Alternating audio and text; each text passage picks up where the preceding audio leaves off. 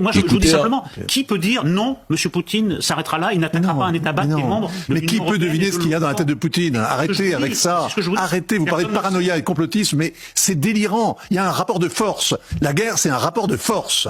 Donc arrêtez d'avoir une armée qui ne fait que défiler le 14 juillet sur les Champs-Élysées. Armez-vous, musclez-vous, et réarmez-vous réellement. On ne fabrique pas 1 kilo de poudre de plus depuis 3 ans. Eh oui, c'est ce que je vous dis.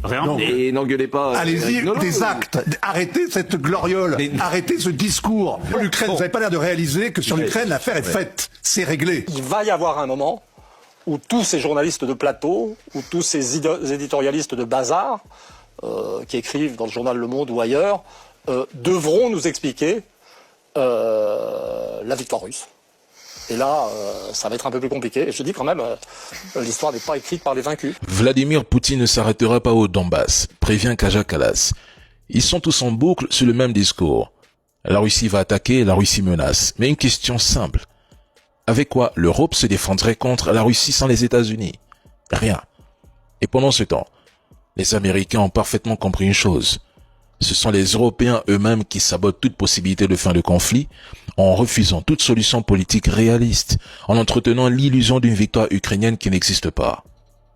La Russie a gagné cette guerre si on s'en tient à ses objectifs annoncés dès 2022. L'Ukraine est durablement affaiblie. L'OTAN ne s'est pas engagée directement et est divisée. En Europe, les stocks sont vides. Le Donbass est verrouillé. L'économie russe ne s'est pas effondrée. Le pays s'est réorganisé, militarisé, tourné vers le reste du monde. Et ça fait mal. Et comme l'a très bien dit Emmanuel Todd, viendra un moment où les journalistes et les généraux de plateau télé français viendront expliquer ici qu'ils n'ont jamais affirmé que la Russie allait perdre.